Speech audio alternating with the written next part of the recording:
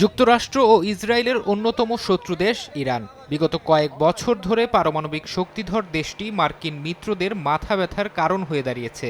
সম্প্রতি রয়টার্স জানায় ৬,০০০-এর বেশি নতুন সেন্ট্রিফিউজ স্থাপনের পরিকল্পনা করছে তেহরান। পশ্চিমাদের এমন উদ্বেগের মধ্যেই এবার পরমাণু কর্মসূচি ইস্যুতে ইউরোপের ৩ দেশের সঙ্গে বৈঠক করেছে ইরান।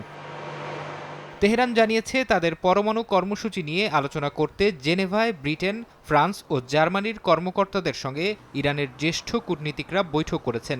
সাম্প্রতিক দ্বিপাক্ষিক, আঞ্চলিক এবং আন্তর্জাতিক উন্নয়ন, বিশেষ করে পরমাণু ইস্যু এবং নিষেধাজ্ঞা প্রত্যাহারের বিষয়ে আলোচনা হয়েছে বলে জানানো হয়। ইরানের পররাষ্ট্র মন্ত্রণালয় বলেছে, নিজেদের জনগণের স্বার্থ রক্ষায় দৃঢ়ভাবে প্রতিশ্রুতিবদ্ধ এবং সংলাপ ইস্যুতে অটল আছে তেহরান। তবে মধ্যপ্রাচ্য ভিত্তিক বিভিন্ন গণমাধ্যম বলছে, কোনো সিদ্ধান্ত ছাড়াই এই বৈঠক শেষ হয়েছে।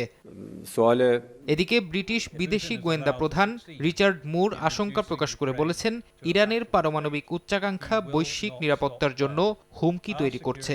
মুর আরও বলেন, মধ্যপ্রাচ্যে ইরান সমর্থিত সশস্ত্র গোষ্ঠীগুলো ব্যাপক ক্ষতির মুখোমুখি হলেও তেহরান নিজেদের পরমাণু কর্মসূচি ইস্যুতে আগের অবস্থানেই আছে। ফারহাদ চৌধুরী, সময় সংবাদ।